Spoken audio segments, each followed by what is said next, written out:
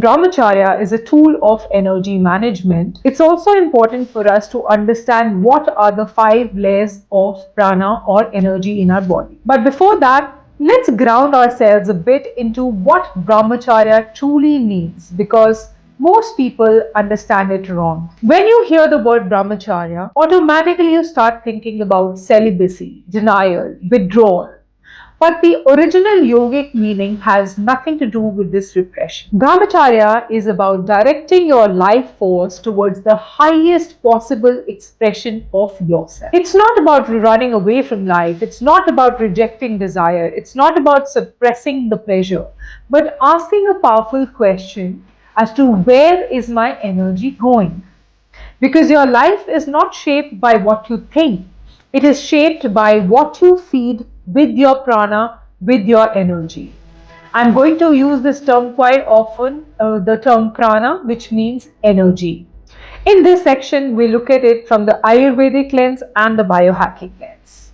So, Ayurveda says that every thought, every emotion, every indulgence, every distraction either builds your ojas, your deep vitality, or it burns your ojas.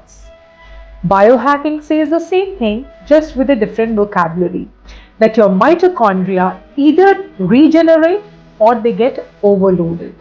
Your HRV either rises or collapses. Your dopamine either resets or gets fired. In both the sciences, Brahmacharya is essentially the energy economics, the wealth management. Let's say if you were to think of energy as wealth, then Brahmacharya is about wealth management. In both the sciences, Brahmacharya is energy economics. How you save it, how you store it, how you invest it, and direct your life force towards strength, clarity, and longevity. And to understand this properly, we need to understand that your prana is not one thing. It moves through five distinct layers, and each layer influences the others. This is the foundation of this module. So let's walk through them. Let's walk through the five layers of energy and understand them a bit more clearly. Now, let's look at a simple, elegant map of your energy field. The first is the physical layer or the bio body. This is the layer that everyone focuses on, and you can see easily. Digestion, sleep, hormones, immunity, mitochondrial strength. This is where the ojas begins. This is also where it gets burned the fastest through late nights, stimulants, overstimulation, poor digestion, and chronic stress. Ayurveda says your physical habits protect your prana, and biohacking says your mitochondria reflect your choices immediately. If this basic layer is weak, every other layer gets shaky because the foundation is this body. In fact, one of the main purposes in our life is also to take care of our physical body and make choices which support the ojas of the healthy body. Now let's get to the second layer, the pranic layer, the breath body. This is a real power source. Ayurveda calls breath the vehicle of prana, and biohacking calls it HRV and respiratory coherence.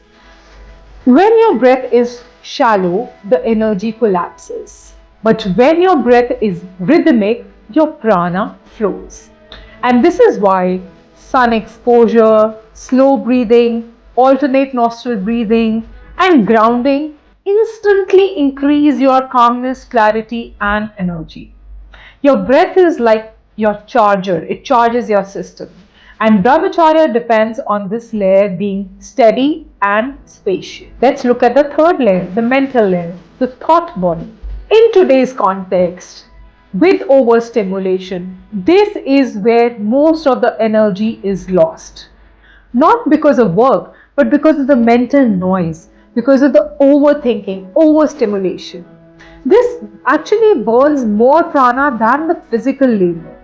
Every time your attention jumps from one thought to the other, your energy leaks.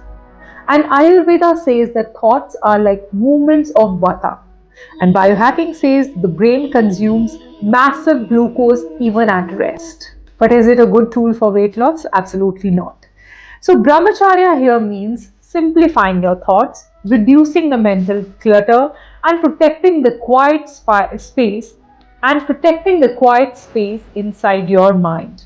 If your thoughts scatter, your life force scatters. The fourth layer is the emotional layer, the feeling body. And this is where unprocessed emotions sit.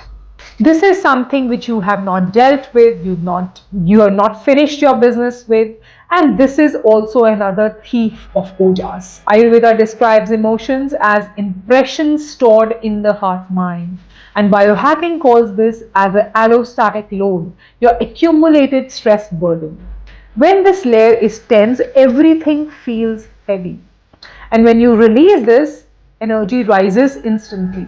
Like deep rest, meditation, journaling, yoga nidra, sattvic food, all of them heal this layer. Brahmacharya in today's context means stop emotionally entangling with everything around you. Protect your emotional ojas and choose peace over reaction. Even if it means that your ojas leakage is happening to very close friends, family, you still need to understand how to close your space. Now coming to the fifth layer, the bliss layer, the purpose body. This is actually the deepest layer, the layer of intuition, joy, presence and alignment. And this is called Anandamay Kosha. It's your natural state of connection. Biohacking cannot measure this yet, but the shift is going to be undeniable. Very soon they are going to reach there as well. When your prana rises to this layer, your life begins to flow. You make decisions effortlessly. You make clearer decisions. You attract the right people. Your work becomes purposeful and your presence becomes magnetic. Have you heard people saying that she has a strong aura, or this person? If you look at this, some of the celebrities, some of the spiritual gurus, true state, this fifth layer, when you reach this fifth layer, this is the true state of brahmacharya. Not withholding energy, but channeling it upward into clarity, creativity, purpose, and fulfillment. When you've understood the 5 layers of prana, the bio body, the breath body, the thought body, the feeling body, and the purpose body, it becomes clear that brahmacharya is not like a moral ruler or a yogic commandment, but it is more about deciding the flow of energy. It's a choice to stop fragmenting yourself across these layers and start integrating them so that you are able to operate at the highest level. Now, brahmacharya doesn't ask you to give anything up, but it asks you to stop leaking this energy unconsciously, even if it is to your very close friends and family. To breathe in a way that supports your nervous system, to think in a way that supports your clarity, to feel in a way that supports your emotional spaciousness, to eat, sleep, and move in the ways that support your ojas, to live in a way that supports purpose rather than compulsion and just showing up. And this is how you incorporate brahmacharya in today's context. In the body, you practice nourishment, warmth, digestion, rest. In the breath, you of course slow down, deepen, regulate. In the mind, you simply refuse overstimulation. And in the emotions, you release them instead of recycling and sitting and brooding over them. And in the purpose layer, you align yourself instead of scattering everywhere. When these 5 layers move in the same direction, your prana stops leaking downward into fatigue, craving, and chaos and begins to rise upward into clarity, radiance, and discipline and longevity. And this is the real brahmacharya, according to me. Not suppression, not desire, not fear of desire, not denial, but a deliberate reorientation of your energy towards your highest expression. It is a decision to live from a point of fullness, not fragmentation. And when you live like this, your body becomes stronger, your mind becomes quieter, your emotions are much lighter, and your breath also becomes much deeper. And your purpose is very, very clear. This is sacred longevity, and brahmacharya is its doorway.